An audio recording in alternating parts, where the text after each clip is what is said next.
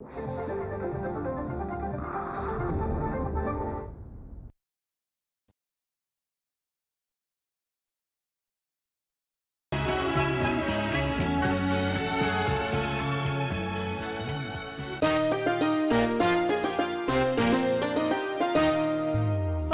घरची ही लाडकी होईल सहज ही अमुच्यात उगीच करती सारे पाऊ सासू म्हणजे गिळूका खाऊ सासू म्हणजे गिळूका खाऊ सुनेचा हल्ली उगीच धाक आमच्या पिढीची होय दमछाक माहेर सासर ऑफिस घर कसरत किती तारंभर पण घालून दोघी गळ्यात गळा गुंफू प्रेमाच्या माळा तुझ्या गळा माझ्या गळा मायेचा हा खेळ सगळा मायेचा हा खेळ सगळा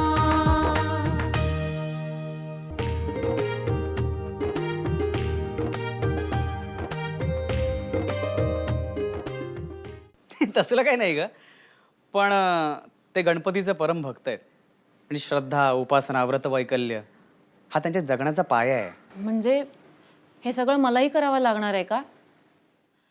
अतुल प्लीज, तू त्यांना हे आधीच सांग, म्हणजे नंतर जाऊन धक्का बसायला नको. आता यावेळी एक चांगला मुहूर्त बघायचा आणि थाटामाटात त्याचं लग्न करायचं. मला एकटीला सोडून ते कसं जाऊ शकतात? अक्षा, तू एकटे नाही आहेस, मी आहे ना सोबतीला तुझ्या. तुझा देव जर या जगात आहे ते अकलनीय दुःख माझ्या पदरी का घातलं रे त्यांनी? हा, सोमती अगं किती अस्वस्थ होशील. येईल एवढ्यात. हो, मगाशी मोबाईलवर म्हणलं होतं 15 मिनिटात येतो, आता अर्धा तासून गेला, अजून याचा पत्ता नाहीये. अगं पण ट्रॅफिक किती असतं, अडकला असेल कुठेतरी.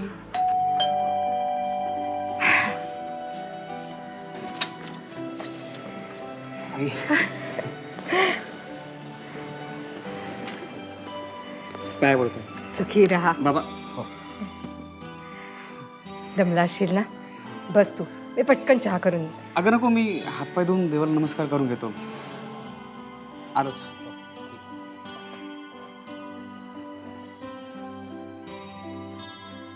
मी चहा आणते. हो.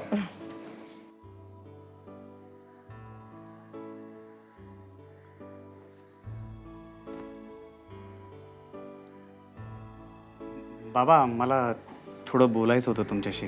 बोलू रे, आधी बैस तर खरा. अतुल, तुला परीक्षेत जे काही घवघवीत यश मिळालं त्याबद्दल अभिनंदन. आणि ही सगळी गणेशाची कृपा. आणि म्हणूनच मी यंदाच्या गणपतीत श्री गणेश याग करायचं ठरवलं आहे. कारण जे काही घडतंय ते गणेशाच्या शुभाशीर्वादानंच घडतंय. बाबा, मला खरंच काही महत्त्वाचं सांगायचं आहे. आई, तूही ऐक जरा. मला मला काही बोलायचं आहे तुमच्याशी. सांगशील रे, आधी चहा तर घे. नको, मी काय म्हणतो ते तर ऐकून घ्या ना. आई बाबा, मी लग्न केलंय. काय लग्न? हो बाबा, म्हणजे परिस्थिती तशी उद्भवली की मला लग्न करावंच लागलं. पण तुला आपल्या आई वडिलांना एका शब्दाने कळवावं असं वाटलं नाही? कोण आहे ती मुलगी? तुमचं एकमेकांवर काही प्रेम होतं का? का तुमच्या हातून काही गैर? नाही बाबा, बाबा अशी शंकाही मनात आणू नका. खरं म्हणजे अक्षय माझ्याबरोबर MBAला होती, काही प्रोजेक्ट्समध्ये ती पार्टनरसुद्धा होती. त्यावेळी आमची खूप छान मैत्री झाली. अरे मग तेव्हाच का बोलला नाहीस? आम्ही काही विरोध केला नसता. नाही, पण तेव्हा तिच्या मनात माझ्याबद्दल असं काही असेल याचा मला अंदाज नव्हता बाबा. 2-3 महिन्यापूर्वीच आम्ही एकमेकांना पसंत करतो असं जाणवलं आणि मग रजिस्ट्रारच्या ऑफिसमध्ये जाऊन नोंदणी करावी असं ठरवलं. आणि मग रितसर तुमची परमिशन घेऊन लग्न करू असं ठरवत असतानाच रिझल्टच्या दिवशी फार वाईट घटना घडली आणि अक्षया कोलमडलीच हो. तिचे आईवडील अपघातात गेले. म्हणजे काही वेळापूर्वीच ती त्यांच्याशी बोलली आणि नंतर ही बातमी आली. म्हणजे क्षणार्धात ही अनाथ झाली. तिच्या नात्यागोत्याचं कोणी नव्हतं का रे? नाही, तिचे सगळे नातेवाईक परदेशात असतात अक्षय एकुलती एक त्यांची मुलगी होती आणि तिला मदत करण्यासाठी आणि तिच्यासोबत राहण्यासाठी आमचं कायदेशीर नातं स्पष्ट होणं गरजेचं होतं ग. तू लग्न करण्याचा जो निर्णय घेतलास तो त्या परिस्थितीत योग्यच होता. पण अतुल, तू आम्हाला कळवलं असतंस तर तुला घाई गडबडीने लग्न करावं लागलं असतं. आम्ही लगेच तिकडे निघून आलो असतो. हो ना, म्हणजे अक्षयाला आमचा आधार वाटला असता. मी तिची आईसारखी काळजी घेतली असती. पण झालंय फारच वाईट झालं. तुमच्या संसाराची सुरुवात दुःखातून व्हायला नको होती. तिचे आई वडील कोण होते? काय करत होते? ते शास्त्रज्ञ होते, म्हणजे रसायनशास्त्रात ते संशोधन करत होते. देवयानी आणि शंतनू जोशी हे आंतरराष्ट्रीय स्तरावर खूप मानाने नाव घेतलं जातं. अक्षय त्यांचीच एकुलती एक मुलगी. अशी काही बातमी मी महिनाभरापूर्वी वाचली होती. डॉक्टर शंतनूंची मी एक मुलाखतही वाचली होती. त्या दोघांचा परमेश्वराच्या अस्तित्वावर विश्वासच नव्हता. सृष्टीच्या या पसारावर नियंत्रण करणारा कोणी शास्त्र आहे हे त्यांना मान्यच नव्हतं. त्यांचीच ही मुलगी? हो. अरे मग ती पोर आहे कुठे? तिला बरोबर नाही आणायचंस? मनाच्या या अवस्थेत तिला एकटीला टाकून आलास? अगं नाही, मी तिला माझ्याबरोबरच घेऊन आलोय. म्हणजे तिला बाहेर थांबवलंय मी. अतुल, काही झालं तरी ती या घराची सून आहे. जा तिला घेऊन ये. ठीक आहे बाबा.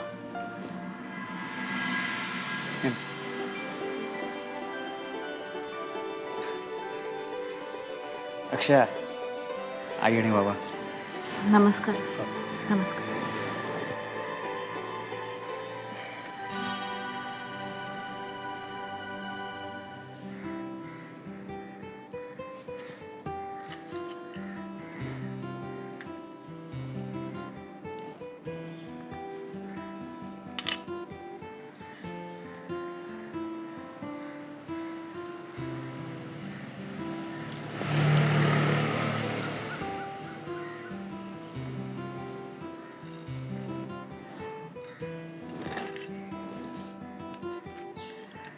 ये ना.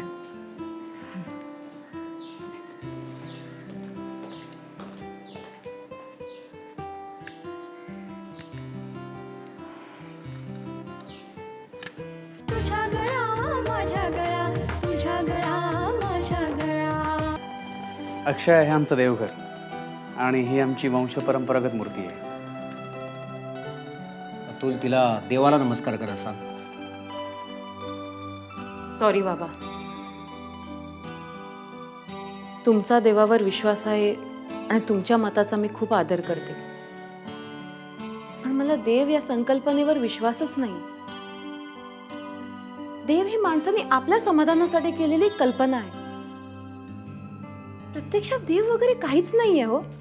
माणसं, निसर्ग, पशुपक्षी हे निसर्ग नियमानुसार जगत असतात आणि हे मी मानते. मला मूर्तीपूजन, व्रतवैकल्य आणि कर्मकांड ह्याच्यावर विश्वास नाही. प्लीज बाबा, गैरसमज करून घेऊ नका. मी देवाला नमस्कार करणार नाही. अतुल, आपली रूम दाखवतोस मला? हो, ये ना.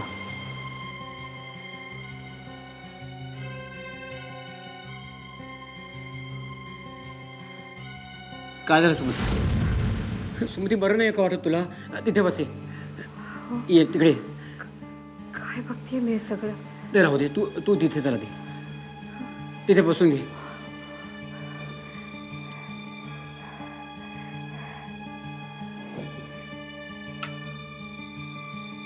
सुमती,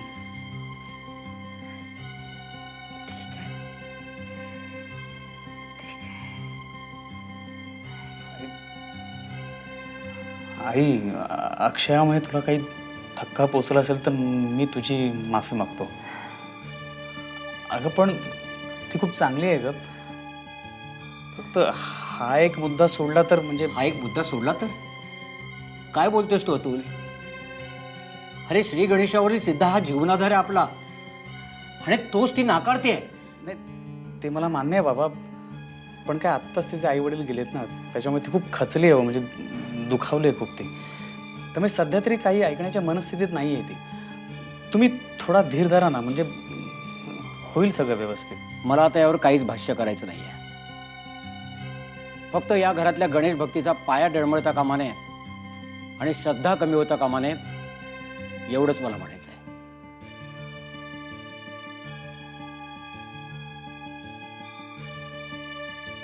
हे बघा, तू थोडा धीर धर ना, तिला या घरात नीट रुळू दे, मग सगळं आपोआप समजायला लागलं बघ तिला. तू टेन्शन घेऊ नकोस ना. बाळा, मला तुझी कुचंबणा समजते रे, पण आपण प्रयत्न करूया. बाकी काय, बाकी सगळी गजाननाची इच्छा. आई, मी तिला बघून येतो.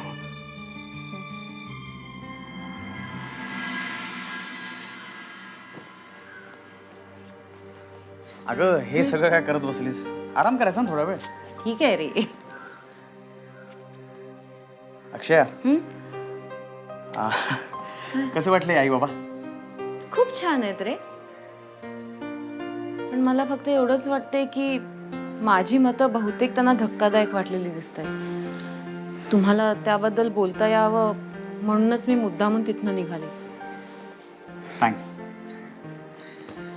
तू खरंच समजूतदार आहेस अक्षया. नाही म्हणजे एका धक्क्यातून बाहेर यायला तुला अजून वेळही मिळाला नाही. डायरेक्ट तुला मी सासरकडच्या वेगळ्या वातावरणात आणलं. मला माझं काहीच वाटत नाही. का माहितीये? कारण मी माझ्या मतांवर फार ठाम असते.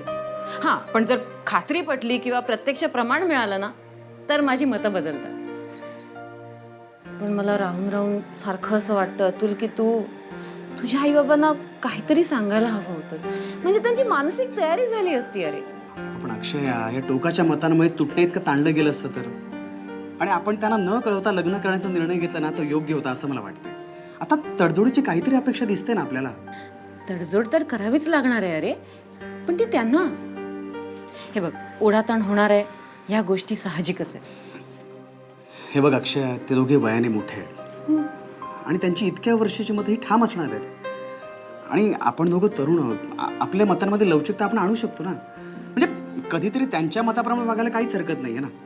म्हणजे तू देवासमोर गेलीस, नतमस्तक झालीस तर म्हणजे असं काय फरक पडणार? म्हणजे हे बघ अतुल, ज्या गोष्टी घडणार नाहीयेत त्यांची प्लीज अपेक्षा करू नकोस. अशक्य आहेत अरे या गोष्टी. अच्छा, म्हणजे दुसऱ्यांना आनंद मिळावा यासाठी तू काही ऍडजस्टमेंट करणार नाहीयेस. नाही, थोडा प्रसाद खाल्ला असतास, देवासमोर नतमस्तक झाली असतीस तर काय फरक पडला असता का? सांग ना, फरक पडला असता का? मी एवढं समजावं, तुला फरक पडत नाहीये ना. तुला सांगतोय, त्यांना सांगतोय, डोकं दुखायला लागलंय, थकायला झालंय मला आता. थकायला झालंय ना, मग काही दिवस जरा शांत राहा. तुला जॉब लागलाय, मला जॉब लागलेला नाही. तू जॉबला गेल्यानंतर मी आणि आई बाबा आम्ही सॉर्ट आउट करून घेऊ ना. काय ते काय सॉर्ट आउट करू? परिस्थिती आणखीन चिघळेल, माहितीये तुला. नाही नाही, बरोबर, थोडं देवाला मान्यता द्यायला काय हरकत आहे? एवढा काय प्रॉब्लेम आहे? आणि मी सांगतोय त्याला व्हॅल्यू नाहीये का? काही किंमत नाहीये का? अरे असं का म्हणतोस तू? तुला असं खरंच वाटतंय का की तू जे बोलतोस त्याला व्हॅल्यू नाहीये म्हणून? मी ऐकतच नाही तुझ्या गोष्टी. अरे पण समजून घे ना. You are just impossible. कळलं तुला? आता ज्ञानात सगळा अहंकार नटलाय, कळलं ना? नाही, ईश्वरानं दाखवून दिला जन्म मृत्यू तुमच्या हातात नाहीये. त्याच्यापेक्षा एक सर्वश्रेष्ठ शक्ती आहे, पण ती तुम्हाला जमत नाहीये. ती त्याच्यात तुम्ही आधीन होणार नाही. लाथडलं त्याला तुम्ही, म्हणून तुमच्या घरात मरण काय पसरली, कळलं ना? काय म्हणतोस कळतंय तुला? तू सांगतो तर प्रत्येक गोष्टीवर मी विश्वास ठेवणार नाही. नाही ऐकून गेले. I am sorry. बघ, मला असं म्हणायचं नव्हतं. बघ, ऐक ना. हे बघ अक्षय, आय एम सॉरी. मला असं म्हणायचं नव्हतं. मला मी रागाने बोलून घेतो. सॉरी. I am sorry. तू माझं सर्वस्व आहेस रे तू. आणि तू जसं वागायला लागलंस तर मी कुठे जाऊ, कोणाकडे बघू? I am really sorry. Sorry.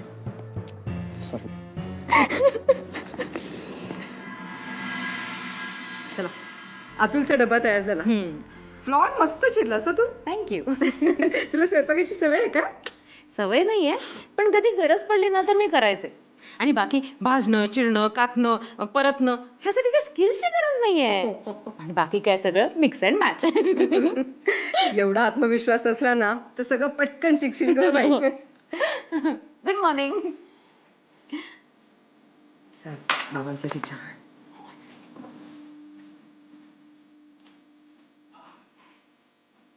बाबा अतुल, आज तुझ्या नोकरीचा पहिला दिवस. येस. घ्या. अतुल, घरी लवकर येणारच का आज? आलास ना तर येताना सिनेमाची तिकीट घेऊन ये. कुठलाही सिनेमा चालेल, कॉमेडी असेल तर उत्तम. नाही, तुम्हाला आज जाता येणार नाही. मी घरात सत्यनारायणची पूजा ठेवली आणि ती तुमच्या हाताने करायची आहे. तुमचं लग्न नोंदणी पद्धतीने झालंय, त्यामुळे तुम्हाला नातेवाईकांचे आणि देवांचे आशीर्वाद मिळालेले नाहीत. तुमचा संसार आत्ता सुरू होतोय. आधी पूजा करा. तुझ्या गळा माझ्या गळा, तुझ्या गळा माझ्या गळा. बाबा बाबा तुम्ही तर जाणता की मी देवाला मानत नाही. माझा विश्वास तर्कांवर आणि प्रत्यक्ष प्रमाणावर आहे. मग पूजेचा प्रश्न उद्भवतच नाही ना बाबा. अक्षया, बेटा, एक गोष्ट लक्षात ठेव. या पूजेनंतर तुमचं पती पत्नींचं नातं दृढ होईल. देवाचे आशीर्वाद मिळतील, थोरा मोठ्यांचे आशीर्वाद मिळतील तुम्हाला. आई प्लीज, तुम्ही तरी समजून घ्या. गेली वर्षभर आम्ही एकमेकांबरोबर फिरलो, आम्ही एकत्र अभ्यास केला, भांडलो, एकमेकांसाठी कष्ट काढले, एकमेकांना समजूनही घेतलं. मग आमचं सहजीवन सुरू करण्यासाठी इतक्या गोष्टी पुरेशा नाही आहेत का? नाही अक्षय, अजून तू खूप लहान आहेस ग. तुझ्या एक लक्षात येत नाही की या विश्वाच्या पसारासमोर तू किती लहान आहेस. आपल्या प्रत्येकामध्ये एक ईश्वराचा अंश आहे. तोच आपल्याला सुख देतो आणि तोच आपल्याला दुःख दूर करण्याचं बळ देतो. बाबा, सुख दुःख प्रत्येक माणसाच्या आयुष्याचा एक भाग असतो. माणूस आपल्या सुखाने आनंदी होतो आणि आपल्या हिमतीनुसार दुःख सुचतो. कितीतरी ॲक्सिडेंट्स घडतात, नॅचरल कलॅमिटीज घडतात. बाबा, जे व्हायचं ते होतच ना. म्हणजे पूजा पाठ केल्याने ह्या गोष्टी थांबत तर नाहीत. अक्षय, हा वाद संपणार नाहीये. तुम्ही दोघं पूजेला बसणार नसाल तर आम्ही बसतो. अतुल, चल, निघायचंय मला. बाबा, चहा नकोय मला. चल, वाटेत सोड मला. अतुल, तुझा डबा.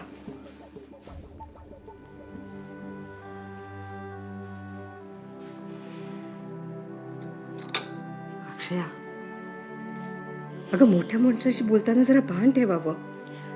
काही गोष्टी आपल्याला नाही आवडल्या तरी दुसऱ्यांच्या आनंदासाठी कराव्यात.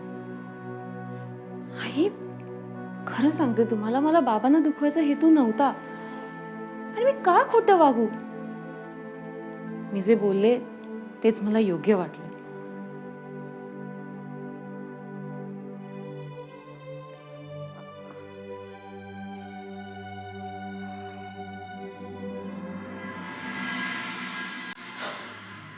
अतुल, एवढा विचार करतोयस? काय नाही ग, म्हणजे फॉर डिस्कशनचं एक, म्हणजे आपण असं ठरवलंच आहे की तुझं मत तुझ्याकडे, माझं मत माझ्याकडे. पण शेवटी पूजा ही बाबांनीच केली ना, नाही का? आणि तुझा हट्ट म्हणून बाहेर येण्याचं नाकारलंस. मला सांग अक्षय, पूजेला बसणं हे फार मोठं दुष्कृत्य आहे का तुझ्यामध्ये? आणि आमच्या मनात असलेली श्रद्धा तुझ्या मनानं स्वीकारेपर्यंत प्रत्येक सणांना, उत्सवांना किंवा पूजेला विरोध करत राहणार? मी कुठे विरोध करते अतुल? तुमच्या पूजापाठांना पण मी आक्षेप घेत नाहीये, राईट? पण मग मला नका ना भाग पडू तुमच्या मताप्रमाणे वागायचं, करेक्ट? कसं आहे ना अतुल, कोण एक देव, सपोज त्याला मी नमस्कार केला तर तो मला भरभरून सुख देईल. आणि सपोज मी त्याला नाही नमस्कार केला तर तो मला दुःखाच्या खाईत लोटेल. मला सांगे, तुला पटतंय का? कसं आहे अक्षया, सर्वसामान्य माणसाला परमेश्वरापर्यंत पोहोचण्याची ती एक पायरी आहे. आता आपण लहान मुलांना समजवतो नाही का, की बघ, दुसऱ्याची वस्तू त्याला विचारल्याशिवाय घ्यायची नाही, नाहीतर फटका मिळतो, बागुलबुवा येतो. हे पण तसंच आहे. अच्छा, म्हणजे तुझा हा जो कोणी देव आहे त्याला विसरलं तर मग शिक्षा ना? म्हणजे ह्या शिक्षा आणि बक्षिस ह्याचा खेळ आहे का? हा खेळ नाहीये, ते शिक्षण आहे. हे बघ, इतरांना मदत करण्याची ताकद माझ्यात यावी किंवा माझीच दुःख पचवण्याची शक्ती माझ्यात असावी, यासाठी मनापासून आराधना केली ना तरी पुरे. मग ती षोडशोपचाराची पूजा असो किंवा दुधामदानं एखाद्या मूर्तीला किंवा कलशाला नाहू घालणं किंवा वस्त्र अर्पण करणं, ह्याची काय गरज आहे सांग मला? बरं, मी तुला आता तुझ्याच भाषेत समजावतो. सिंपल आहे बघा. समजा एखाद्या दिवशी तुमच्या घरी एखादे ऋषितुल्य शास्त्रज्ञ आले तुमच्या आवडीचे, हा तुम्हाला बरं वाटतं की नाही? हो मला प्रसन्न होते की नाही? म्हणजे काय? मग तुम्ही त्यांचा आदर सत्कार करण्यासाठी वाटेल ते करता. किंवा समजा त्यांनी एखादी गोष्ट तुमच्याकडे मागितली, तुम्ही हातातली कामं बाजूला सारून ती गोष्ट त्यांना देता की नाही? म्हणजे काय? तसंच ईश्वराचा आदर सत्कार करण्याची ही परंपरागत रीत आहे असं समज. अरे पण ते गृहस्थ आपल्या नजरेसमोर असतात. त्यांच्या ज्ञानाने त्यांनी शोध लावलेले असतात. त्या शोधाने लोकांचं जीवन सुखी झालेलं असतं. लोकांच्या ज्ञानात त्यांनी भर टाकलेली असते. मला सांग, तुझा देव यापैकी काय करतो रे? म्हणजे तो प्रत्यक्ष दिसतो तरी का? अक्षय, मला सांग, हवा दिसते, उच्च कोटीचे ध्वनी तरंग आणि प्रकाश किरण दिसतात आपल्याला किंवा जाणवतात तरी का? अरे पण त्यांच्या अस्तित्वाचे पुरावे आहेत. गणेशाच्या अस्तित्वाचे पुरावे काय आहेत सांग? अगं, याची अनुभूती अनेक लोकांना आलेली आहे. श्री गणेशाच्या चरणी मन एकाग्र झाल्यावर मन आणि बुद्धीच्या पलीकडे माणूस अशा प्रदेशात पोहोचतो की तिथे असीम शांतता आणि आनंद भरलेला असतो. अच्छा, म्हणजे आपण जसं ट्रेनिंग घेतो तसं भक्तीचं ट्रेनिंग घेतलं तर मग ही अनुभूती सगळ्यांनाच यायला हवी नाही? ऐकून काय, तुझ्याशी वाद घालणं व्यर्थ आहे. असो, पण कधी ना कधी तुला प्रचिती येईलच आणि तेव्हाच तू सगळं स्वीकारशील. Hope for the best. तोपर्यंत अतुलराव, तुम्ही तुमच्या मताप्रमाणे वागा आणि आम्ही आमच्या मताप्रमाणे वागतो. एकदंतं चतुरस्कं पाशमंकुशधारणं गदं च वरदमस्ते विकर्णं मूषकध्वजं रक्तं लंबोदरं शूर्पकर्णकं रक्तवाससं. प्रसाद. आई, प्रसाद म्हणून खाणार नाही, शिरा म्हणून खाईन.